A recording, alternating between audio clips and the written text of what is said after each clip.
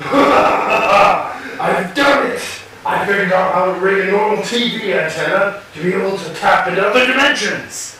Observe them, watch them, learn from them, and with it, I will take over the world! Well, maybe a few more steps would probably be needed. I mean, yeah, being able to look into other dimensions is interesting, but I mean, it doesn't really change a lot. Oh, okay. Hello and welcome to Atop the Fourth Wall, where bad comics burn. You're all aware of All-Star DC Comics, right? You know, the DC imprint that was a response to Marvel's Ultimate Universe. Well, after the critical and commercial success of All-Star Superman, which I can't recommend enough, and the epic fail that was All-Star Batman and Robin, DC decided to sit around for a whole 5 years and start another reboot called DC Earth 1. Now I know what you're all thinking. Why start a second reboot instead of just working on the one you already have? Well, I have no idea. But hey, the writer is Michael Straczynski, and he had a fantastic run on The Amazing Spider-Man. So hey, probably won't be that bad. Right?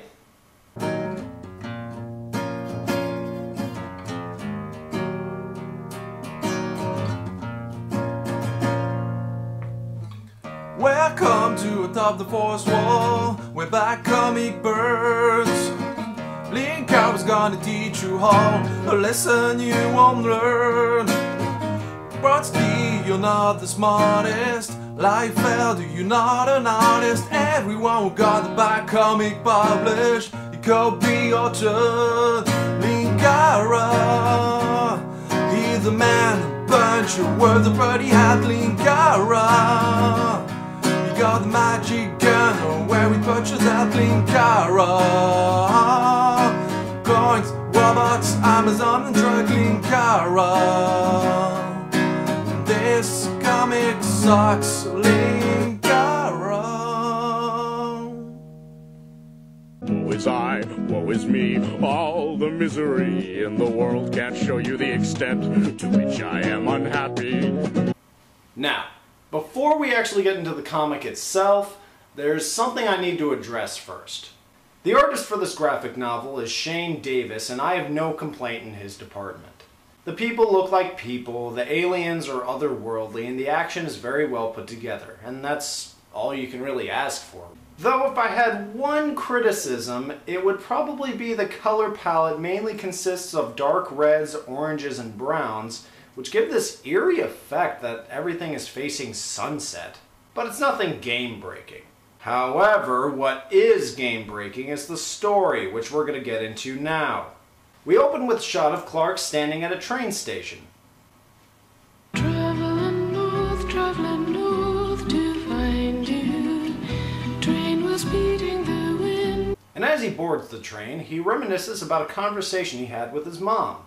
I still don't understand why you're taking the train when you can... Flying's too fast, Mom. Okay, that's a little unfair. To Super Bitch Prime. Anyway, we continue to watch Clark brood for a couple of panels until he finally arrives for his first time in Metropolis.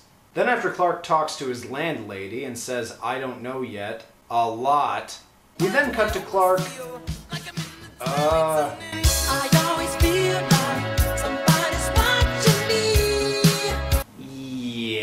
Let's move on. After that, Clark gets jumped by a random mugger who tells Clark to give him his wallet.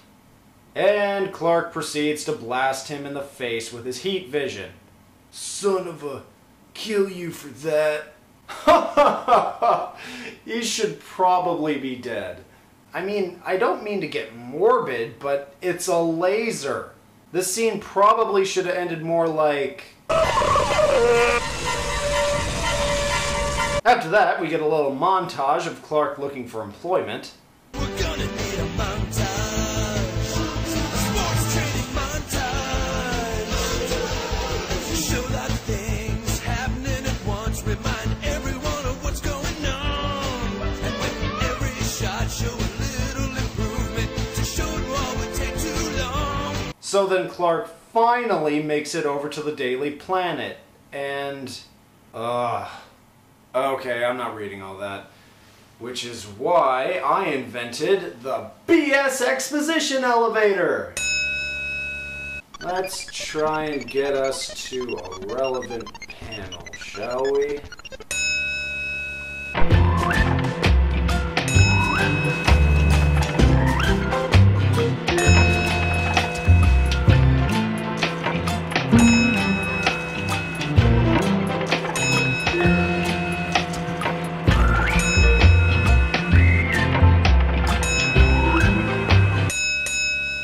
Okay, where are we now? Page 29. I mean, my God! There's a difference between exposition and taking a dump on the reader. And unfortunately, this is a combination of both. And they don't even say anything relevant or new. It's just a bunch of crap anyone with a working brain could have already guessed. So after that, Clark decides that he's sick of all this and just decides to fly off into the sky. And this is where I really gotta say, from an art perspective, I love this scene. Clark, needing peace, goes to the one place looking for it that no one else can. The sky. Giving us a vision that's very uplifting. Yeah, it's uplifting. Yeah, now you ready for that scene to be ruined for you? First of all, Clark took off into the sky in the middle of Metropolis. No costume, thousands of people just saw him, and yet nobody brings this up later. And guess what? You know what he was going up there to do? To bitch and moan about how he doesn't belong, and nobody understands him. Then after that, we see the inevitable flashback of how he landed on Earth. Boring. Then we cut to a military base where it is revealed that the US government recovered Clark's spaceship. And a scientist is talking about how they theorize that the ship can replicate itself like stem cells? Ugh. You know, normally I would bitch for 10 minutes about how the science of that is bullcrap, but I don't have to. Nash can do it for me. Okay, look, this is a plant. It has DNA, cell division, energy conversion, the works. This is metal. It is metal. It does nothing but sit there and be metal. Last time metal experienced any growth was the 80s. In short, bad writer, no biscuit. Relevance, please.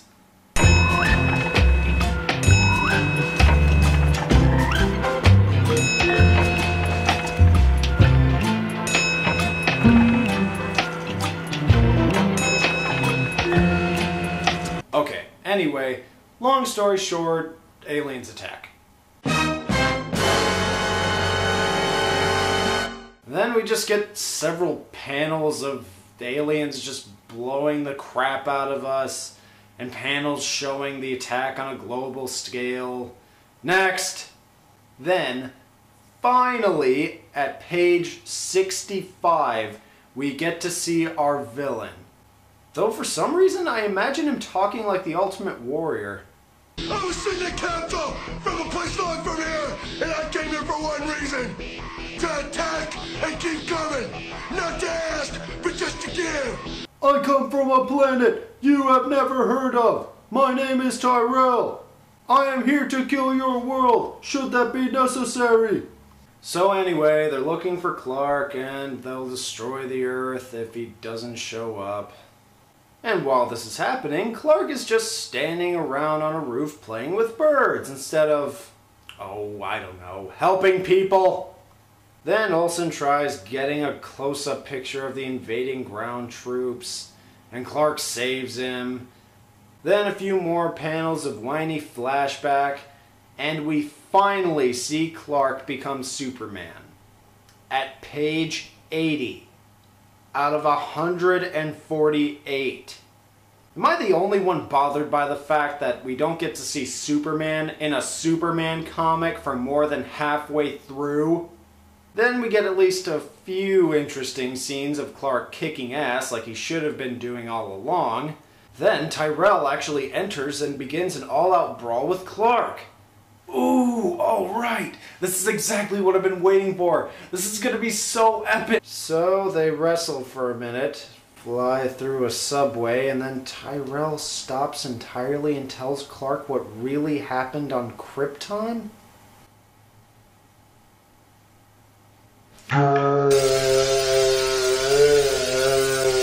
So Tyrell reveals that there was another planet near Krypton, and these two planets were apparently at war with each other for resources. And I gotta say, I don't mind this. The idea of two warring planets is pretty interesting. That is until we find out the rest. Apparently one day Tyrell's people were approached by a mysterious figure who offered them the key to destroying Krypton once and for all. Now, who was this person and what was this supposed favor? Never explained. So after that, the planet's destroyed. They eventually found out Clark survived and they decided to hunt him down. Then Clark mentions how he never understood why villains do pointless explanations of what their plan is. Why? Why would you write that? Why on earth would you write something that invalidates everything you just did? Why? Anyway, Tyrell tricks Clark and uses the same technology that they used to destroy Krypton by trying to destroy Earth as well. Then Clark gets blasted by some weird space laser, and Lois and Jimmy save him. Then Clark poses for a Calvin Klein ad. Then he kicks the crap out of Tyrell, and he summons his spaceship telepathically? Wrong, wrong, wrong, wrong. Wrong, wrong, wrong, wrong. You're wrong. Oh no, don't misunderstand. I'm perfectly willing to accept that he has some kind of telepathic link with his ship. It's a bit of a stretch, but whatever. The part I have an issue with is, how did he know he could do that? Whatever, we're almost done. Anyway, after that, he uses his ship to crash into the other ship. He kills Tyrell. He stops the planet, destroying devices. The end. You know, in these more forgiving and mature times of my life, I find myself at a loss for words. Normally, I would call a comic like this, horrible, deplorable, boring, whiny, pretentious, stock, overrated, pile of crap. So instead, I'll just keep it simple. This comic sucks! What? Trees don't exist anymore. I had to get a digital copy.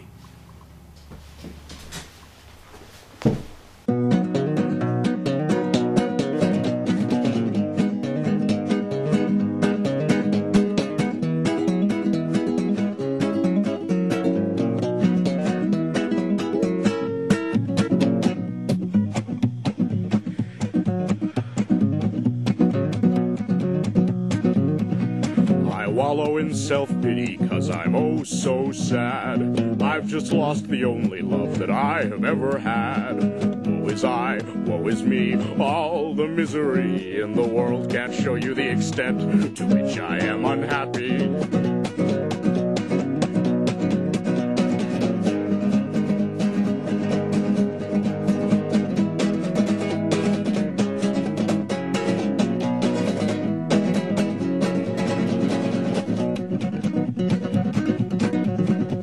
I'm the whiny singer-songwriter